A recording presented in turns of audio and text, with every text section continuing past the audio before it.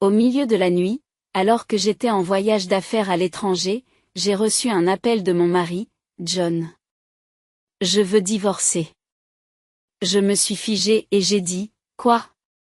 Je m'y attendais, mais je n'aurais jamais pensé qu'il me le dirait alors que je suis en voyage d'affaires. Qu'est-ce que tu veux dire? Peux-tu m'expliquer correctement? John a ri par le nez. Tu ne l'as peut-être pas remarqué, mais j'ai eu une maîtresse. Elle est plus jeune et plus mignonne que toi. Et nous avons déjà un enfant ensemble. Comme je restais silencieux, John continua. Donc, je vais vivre avec ma maîtresse et notre enfant. J'ai vendu la maison et la voiture aussi.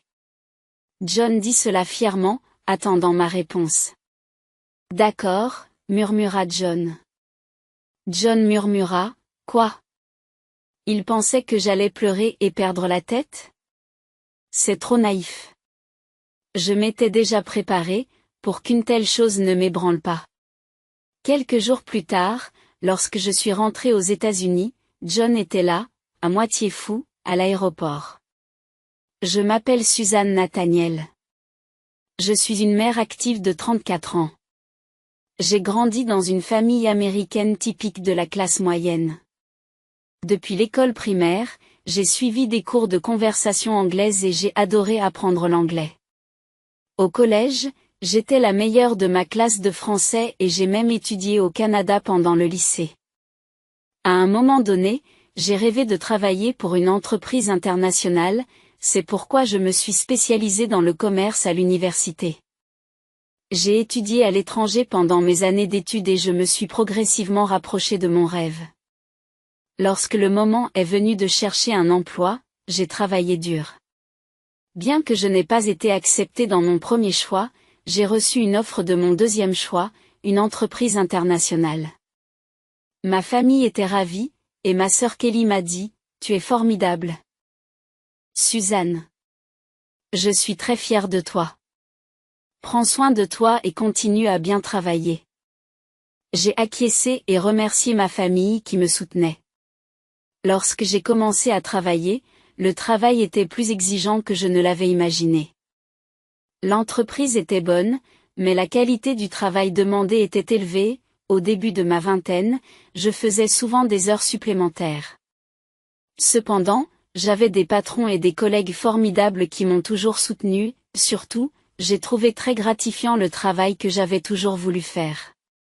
Après m'être consacré à mon travail pendant plusieurs années, mes efforts ont été reconnus et on a commencé à me confier des tâches plus importantes. Mes amis me disaient souvent, « Suzanne, tu es une vraie femme de carrière. C'est trop cool. Tu as l'air d'une femme forte. » Même si on me voyait ainsi, j'avais en fait un faible pour les choses mignonnes. J'aimais collectionner les produits dérivés de mes personnages préférés et dormir avec des animaux en peluche. En raison de mon travail exigeant, j'ai renoncé à avoir des animaux de compagnie, mais je me rendais souvent seule dans un café pour le week-end pour me détendre. En temps normal, j'avais une image soignée et je ne montrais pas cette facette de moi aux autres. Cependant, compte tenu de ma vie professionnelle chargée, mon désir de trouver du réconfort était probablement plus fort que celui de la plupart des gens. À la fin de la vingtaine, mes amis ont commencé à se marier les uns après les autres. Beaucoup d'entre eux ont également eu des enfants. Lorsque j'étais invitée au mariage de mes amis, elles me disaient, « Suzanne, tu devrais te marier bientôt toi aussi. » Mais je répondais toujours, « Je suis trop occupée par mon travail. » Même si je travaillais tout le temps, je ne pouvais pas considérer mes collègues masculins ou mes clients comme des partenaires romantiques. Et je n'avais pas l'occasion de faire de nouvelles rencontres. Vais-je rester célibataire pour toujours? À l'époque, je pensais que cela ne me dérangeait pas. Vivre pour mon travail n'était pas une si mauvaise chose. Un jour, j'ai été invitée au mariage d'un autre ami. Comme d'habitude, j'ai offert mon cadeau de félicitations et j'ai applaudi. Mais je me sentais un peu anxieuse. J'avais déjà plus de 30 ans. Si je voulais me marier, il fallait que je trouve quelqu'un rapidement. Après le mariage, la réception s'est poursuivie et je suis allée au bar de la salle. Observant de loin les invités animés et les mariés souriants, je me suis assise seule au comptoir pour boire. Je me suis dit, vous êtes seule? Je peux m'asseoir à côté de vous?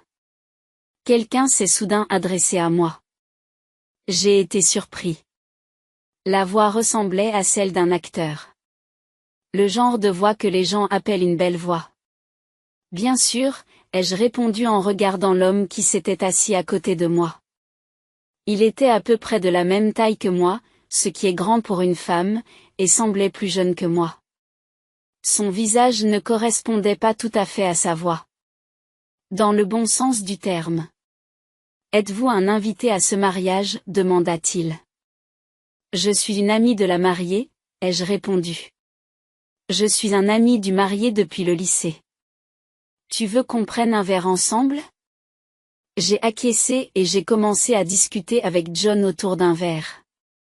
Waouh, tu travailles pour cette société internationale. Même moi, je la connais. C'est impressionnant. Comparé à moi, qui ne suis qu'un employé d'une petite entreprise, vous êtes comme quelqu'un qui vient d'un autre monde. L'homme qui s'est présenté sous le nom de John Nathaniel et moi avons sympathisé. Nous avons fini par échanger nos coordonnées avant de nous séparer. Ensuite, nous avons commencé à nous rencontrer en privé. John avait 2 ans de moins que moi et travaillait dans la vente. Dans une petite entreprise. Il était gentil et doux. Il savait écouter et me faire des compliments. J'aimais beaucoup parler avec lui. Lors d'un de nos rendez-vous, John m'a avoué ses sentiments pour moi et j'ai accepté avec joie. Même si ses revenus représentaient moins d'un tiers des miens, je ne m'en souciais pas du tout à l'époque. Au fur et à mesure de notre relation, j'ai trouvé John adorable. Il y a une phrase dans un drame qui dit que la mignonnerie est la plus forte et c'est exactement ce qui s'est passé. Si j'avais pensé qu'il était juste cool ou fiable, j'aurais pu être déçue à un moment donné. Mais parce qu'il était mignon, je pouvais pardonner les petites choses. Je me suis prise d'affection pour le jeune John, qui travaillait toujours très dur, et lorsqu'il demandait gentiment des repas cuisinés à la maison, je m'exécutais volontiers. Environ 1 an et demi après le début de notre relation, John m'a offert une bague et m'a dit: « J'aime que tu sois toujours aussi cool, mais parfois aussi mignonne, Suzanne. Veux-tu m'épouser ?» Surprise mais ravie, j'ai accepté la bague. Merci, John. Soyons de bons partenaires. John a applaudi et je lui ai souri. Ensuite, nous avons rendu visite à nos familles respectives pour annoncer nos fiançailles. Les parents de John étaient gentils et terrax en grave terre et ils ont béni notre mariage. Ma famille m'a généralement soutenue et a demandé à John de prendre soin de moi. Ma sœur, déjà mariée, me l'a dit discrètement. Il est exactement le genre de personne que tu choisirais, Suzanne. Mais n'oublie pas que tu ne dois pas trop gâter ton mari. J'ai ri du conseil de ma sœur et j'ai dit, je sais. C'est ainsi que John et moi avons commencé notre vie ensemble. Parallèlement à notre mariage, j'ai décidé d'acheter un appartement. C'était une décision audacieuse. Mais je pensais que c'était le meilleur choix pour notre avenir. Comme nous pensions avoir des enfants un jour, nous avons choisi un appartement spacieux de 4 chambres. Je pensais que notre douce vie commune allait commencer, mais je me suis vite heurtée à une dure réalité. John ne savait pas du tout faire le ménage. Il avait vécu avec ses parents jusqu'à notre mariage, se reposant entièrement sur sa mère pour les tâches ménagères.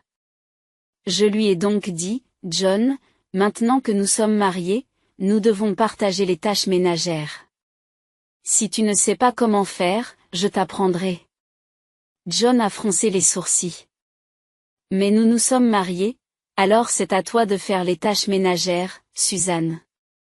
J'ai répondu fermement. Non, je suis très occupée par mon travail, alors tu dois apprendre. Allez, lève-toi. Je vais te montrer comment utiliser la machine à laver. À contre-séure, John s'est levé et je lui ai enseigné les bases du ménage. Cependant, John se défilait souvent lors des corvées. Il a commencé à faire le ménage et la lessive, mais tout était à moitié fait et je devais tout refaire. La cuisine était un désastre, si bien que j'ai fini par préparer les repas à l'avance. J'ai essayé de ne pas être trop sévère, ne voulant pas le démotiver. Au contraire, je l'ai félicité pour tous les efforts qu'il faisait, en espérant que cela l'encouragerait. Mais John en a profité et a commencé à faire encore plus d'économies. Finalement, je n'en pouvais plus et je lui ai dit, « John, arrête de compter autant sur moi. Il faut que tu t'améliores pour faire le ménage. Je suis très occupée par mon travail et j'ai aussi des voyages d'affaires. Tu dois te débrouiller tout seul. » John a l'air ennuyé. « Suzanne, tu as changé depuis notre mariage. Tu es toujours en train de te plaindre. Si tu gagnes autant d'argent, pourquoi n'embauches-tu pas quelqu'un pour faire les tâches ménagères ?» J'étais choquée. Même si je gagnais plus que mes camarades. Dépenser de l'argent comme de l'eau épuiserait rapidement nos fonds. Mais peu importe le nombre de discussions que nous avons eues, John n'a jamais changé. Un jour, 1 an après notre mariage, je suis rentrée à la maison et j'ai trouvé John tout pâle dans le salon. « John, qu'est-ce qui ne va pas ? Tu as une mine affreuse, ai-je demandé, et John a commencé à parler. En fait, ma société fait faillite à cause de la récession. Je n'aurai plus de travail le mois prochain. Je n'ai pas pu m'empêcher de dire, « Quoi ? » Les heures supplémentaires de John avaient augmenté au cours des 6 derniers mois, mais je n'avais jamais imaginé que la situation de son entreprise était aussi désastreuse. Alors, qu'est-ce que tu vas faire maintenant ? Tu as l'intention de trouver un nouvel emploi ? Je vais y réfléchir pendant que je suis au chômage. Je suis fatiguée et j'ai besoin de temps pour récupérer mentalement, alors je vais y aller doucement. J'ai décidé de laisser un peu d'espace à John. Avec l'arrivée des allocations de chômage, je pensais qu'il n'y avait pas lieu de se précipiter. Cependant, dès que John n'a plus eu à travailler, il a commencé à jouer à des jeux vidéo toute la journée. Même lorsque je rentrais tard, il n'y avait pas de tâches ménagères à faire, juste John absorbé par ses jeux vidéo. Cela a duré des mois et j'ai commencé à être frustrée. Et John, tu ne t'es pas assez reposé ? N'est-il pas temps de recommencer à travailler ? Mais John m'a répondu, je veux bien réfléchir à mon prochain emploi. Dans mon dernier emploi, je n'étais qu'un rouage de la machine. Je veux quelque chose de plus épanouissant, comme la réalisation de soi. J'ai eu envie de faire la grimace, mais je ne pouvais pas traîner John à l'agence pour l'emploi. J'ai donc fini par le soutenir même après l'épuisement de ses allocations de chômage, alors qu'il continuait à paresser. Un jour, alors que Jean était plongé dans ses jeux, je lui ai dit d'un ton sarcastique, « Si tu aimes tant les jeux, pourquoi n'essaies-tu pas de faire du streaming ? Tu pourrais peut-être te faire un peu d'argent de poche. » Les yeux de John se sont illuminés. « Excellente idée, Suzanne. Tu es très intelligente. Je vais essayer le streaming. Je pense que je peux y arriver. » Je me suis demandé si c'était une bonne chose que Jean, qui s'était laissé aller au farniente, soit enfin motivé. « Tu peux m'acheter un nouvel ordinateur et du matériel de diffusion en continu ? » J'ai été choquée. « Quoi ? » John a dit cela comme si ce n'était rien. « Je n'ai pas d'économie. Je suis sérieux, s'il te plaît. » À contre-séhure, je lui ai acheté l'équipement. Je pensais que le streaming ne serait pas facile. Et j'espérais que le fait d'être confronté à la réalité l'amènerait à prendre plus au sérieux la recherche d'un emploi. Cependant, quelques mois plus tard, les choses ont pris une tournure inattendue. John, désormais connu sous le nom de Joe, est devenu un streamer de jeux vidéo très populaire, qui s'est même hissé dans les classements. Les réactions en ligne étaient positives, avec des commentaires tels que « Belle voix, c'est drôle de voir à quel point il est mauvais au jeu », et il est devenu populaire auprès des hommes et des femmes. Il s'est à moitié frappé le visage et n'a pas mentionné qu'il était marié. Vous voyez, je peux y arriver si j'essaie. Le monde reconnaît enfin ma valeur. John était imbu de sa personne, ne montrant aucune gratitude pour l'équipement que j'avais acheté et le soutien que je lui avais apporté jusqu'à ce qu'il connaisse le succès. John, c'est formidable que tu aies réussi. Alors, peux-tu contribuer au budget de notre ménage avec l'argent que tu gagnes grâce au streaming? Pendant un certain temps, après la fin de ses allocations de chômage, John n'a pas contribué au budget de notre ménage. Naturellement, je voulais qu'il commence à ajouter de l'argent maintenant qu'il gagnait de l'argent, alors je l'ai confronté. Nous pouvons vivre de tes seuls revenus. Je n'ai donc pas besoin de contribuer. Gardons nos finances séparées.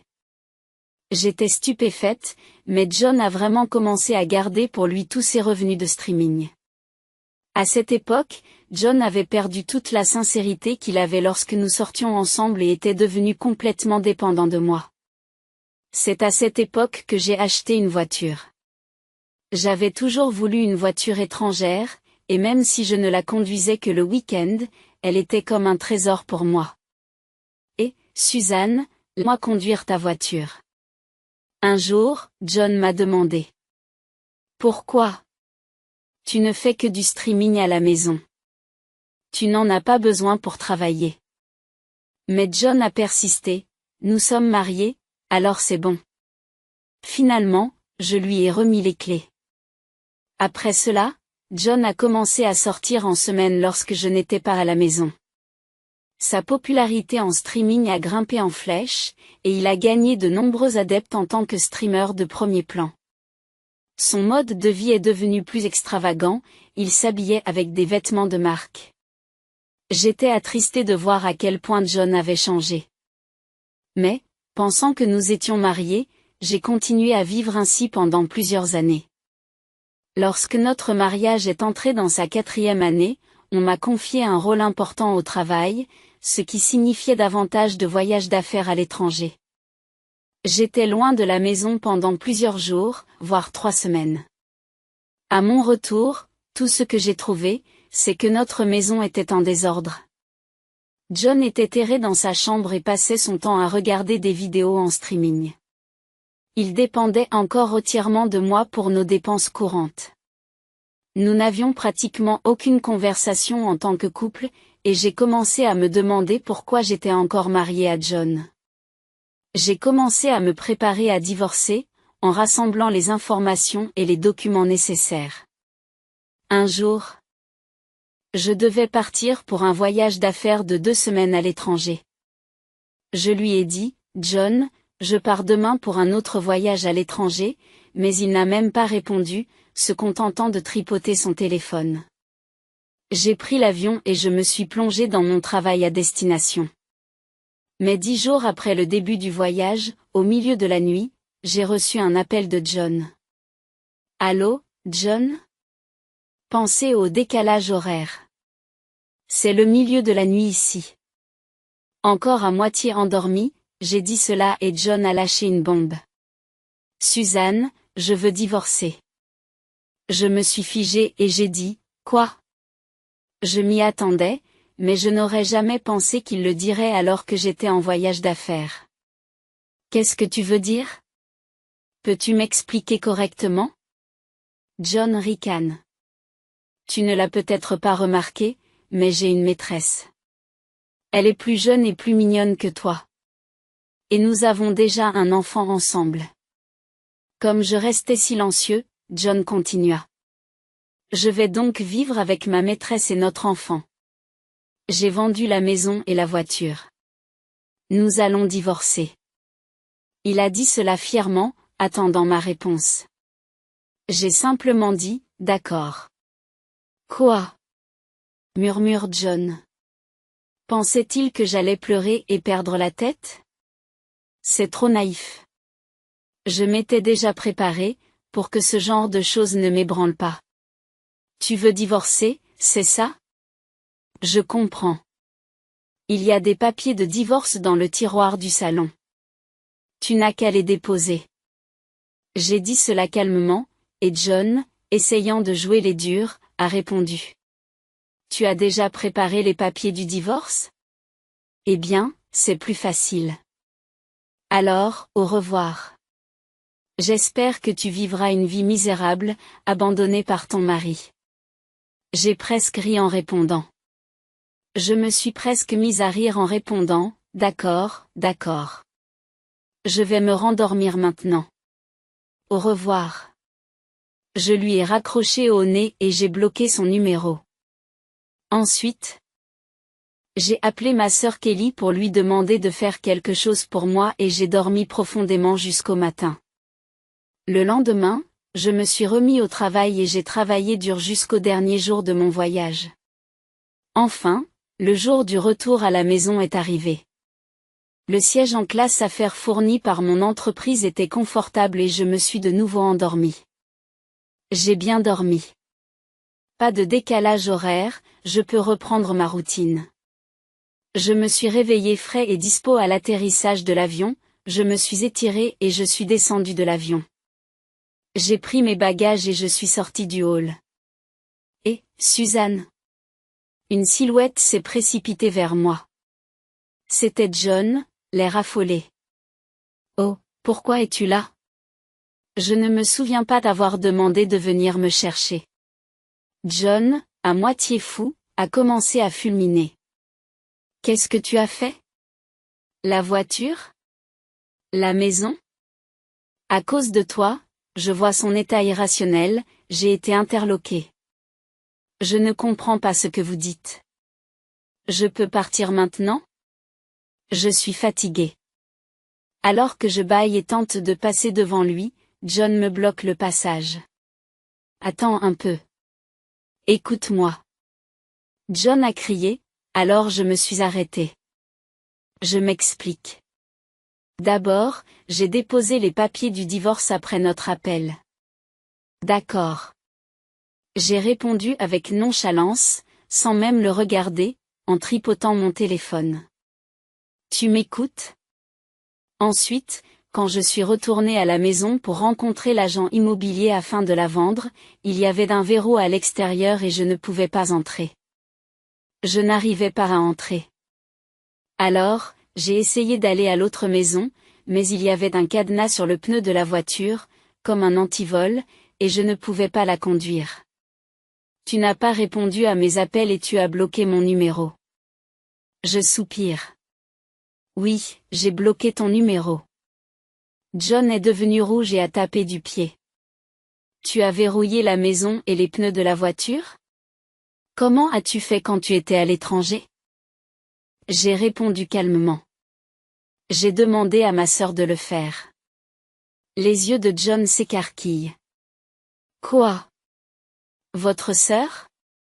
Oui, tu as dit que tu avais vendu la maison et la voiture, n'est-ce pas?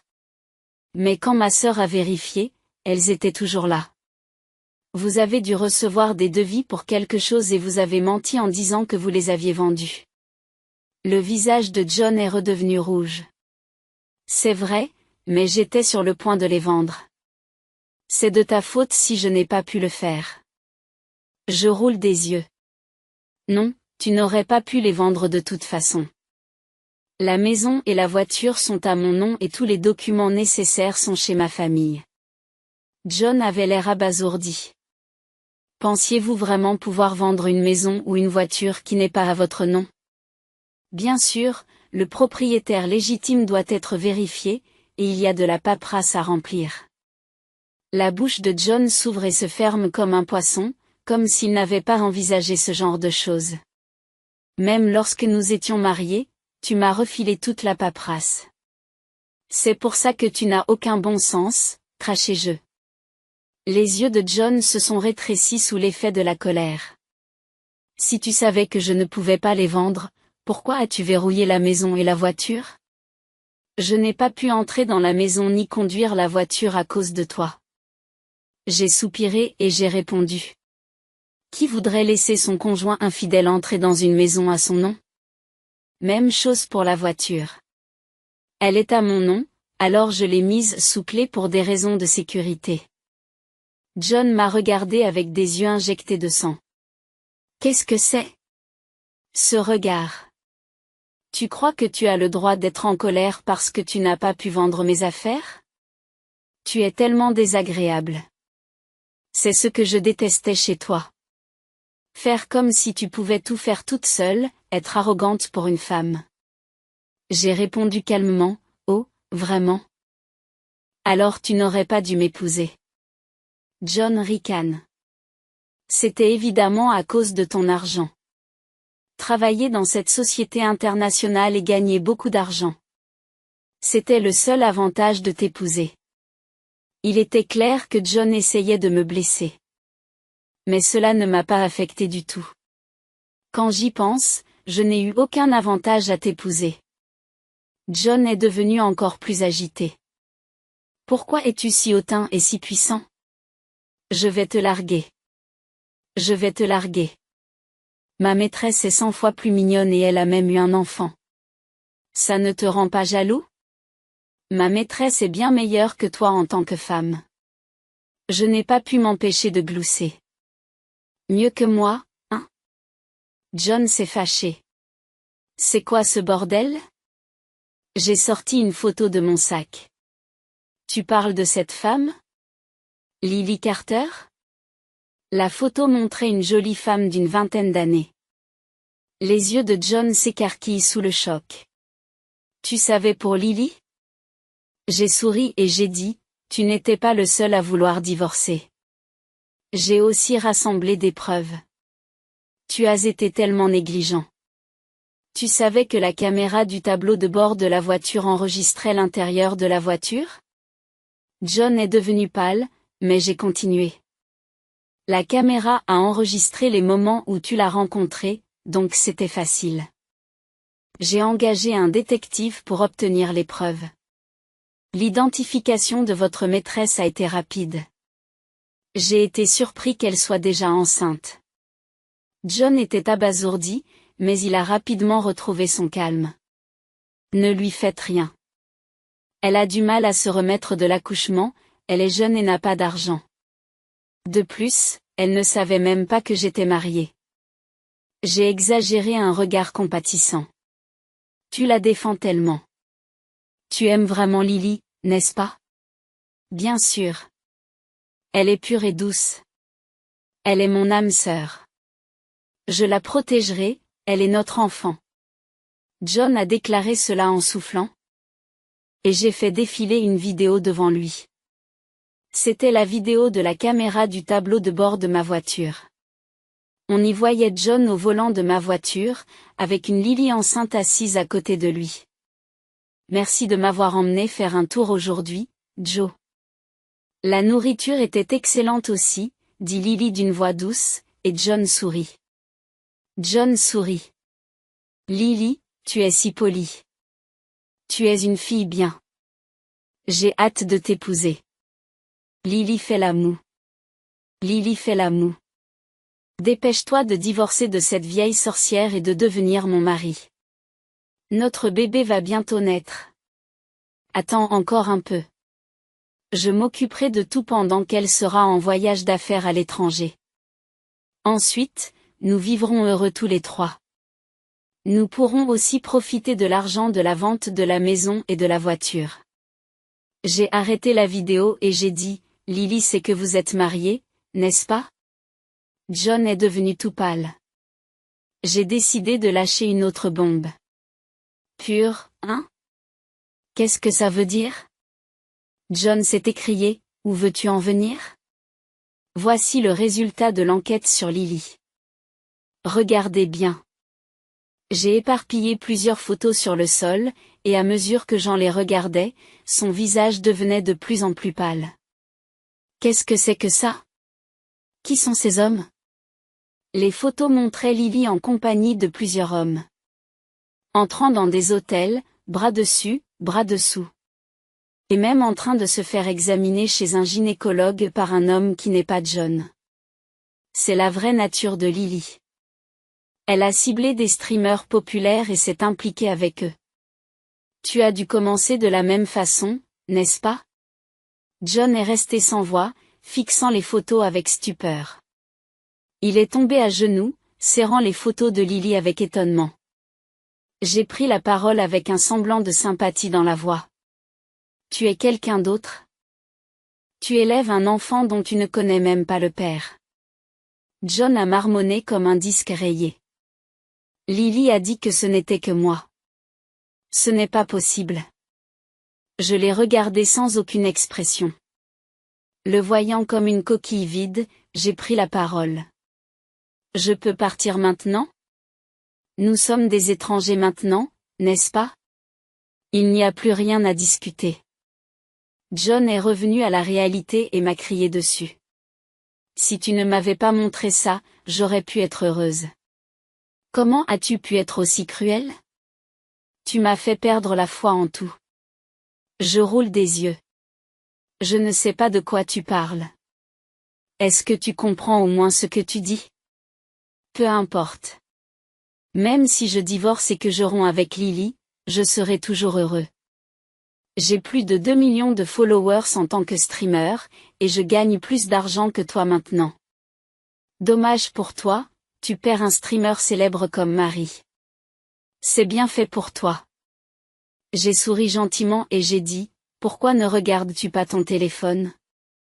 John avait l'air confus, mais il a sorti son téléphone. Son visage est devenu pâle lorsqu'il a vu les notifications. Qu'est-ce que c'est? Qu'est-ce que c'est que ça? Plus de 1000 notifications. Qu'est-ce qui se passe? Il m'a regardé, choqué. Suzanne, tu l'as fait? Je lui ai fait mon plus beau sourire. Oui. J'ai tout révélé en ligne, que tu étais marié, que tu avais une maîtresse et un enfant de l'amour, et à quel point tu m'avais maltraité. John a crié, sa voix résonnant dans le hall de l'aéroport. Il attire l'attention de tout le monde. Cette fois, John a complètement perdu la tête. Tu as tout gâché. Mon statut, mes followers. Ils me traitent tous de personnes horribles et d'infidèles. J'ai brandi mon téléphone d'un air amusé.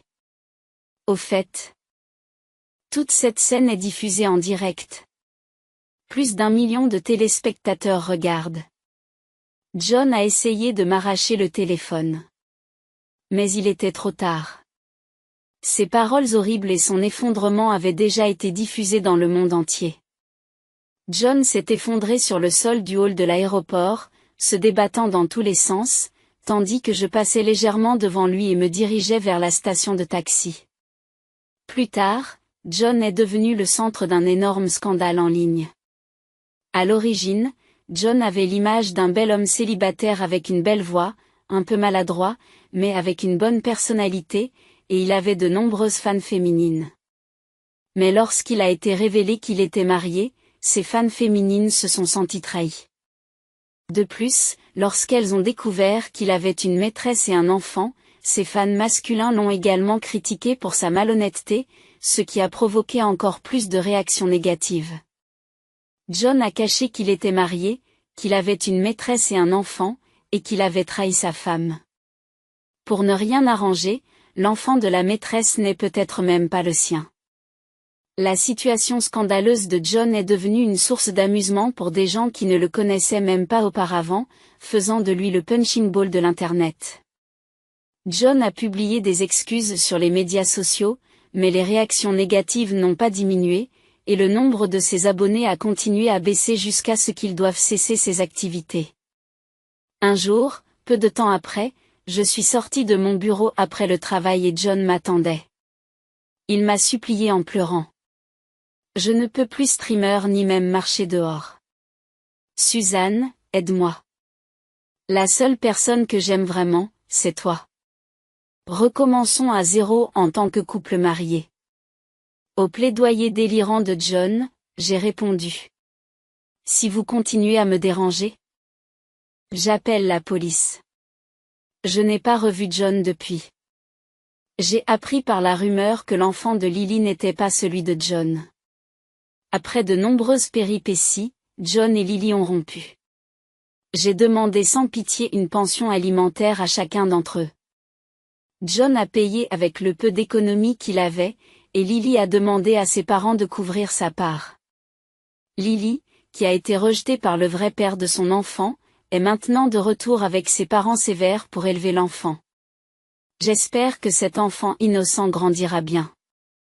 Quant à John, après m'avoir versé une pension alimentaire, il a été poursuivi par les entreprises avec lesquelles il s'était associé pour avoir porté atteinte à leur image. Sans économie et sans personne vers qui se tourner, John a essayé de retourner chez ses parents, mais sa famille décente l'a renié. Aujourd'hui, après avoir perdu son statut, sa réputation, son argent et même sa famille, John vit dans un appartement délabré, comme un reclus. Même en sachant cela, je ne peux éprouver aucune sympathie pour lui. Quant à moi, je suis redevenu célibataire et je me concentre sur mon travail. J'ai décidé de vendre l'appartement dans lequel je vivais avec John parce que je ne pouvais plus supporter d'y rester. Heureusement, la valeur de l'appartement avait augmenté au fil des ans et j'ai pu le vendre à un bon prix, ce qui a amélioré mes finances. J'ai également vendu la voiture que John et Lily utilisaient pour se déplacer et j'en ai acheté une nouvelle avec l'argent de la vente. Une fois que tout s'est calmé, ma sœur Kelly, qui m'avait soutenue, m'a dit « Suzanne, tu t'es bien débrouillée. Considère John comme une mauvaise morsure de chien et oublie-le. Mais n'oublie pas qu'il ne faut pas choisir un homme juste parce qu'il est à nouveau mignon. » Toute cette épreuve m'a servi de leçon. Je pense que j'en ai fini avec le mariage. Il semble que vivre pour mon travail me convienne mieux. Maintenant, je vis dans un appartement individuel nouvellement acheté dans un immeuble de grande hauteur. Cette fois, c'est un endroit où les animaux sont acceptés, et comme le travail s'est stabilisé, je prévois d'avoir un chat, ce que j'ai toujours voulu. À partir de maintenant, je veux chérir ce qu'il me reste et vivre positivement.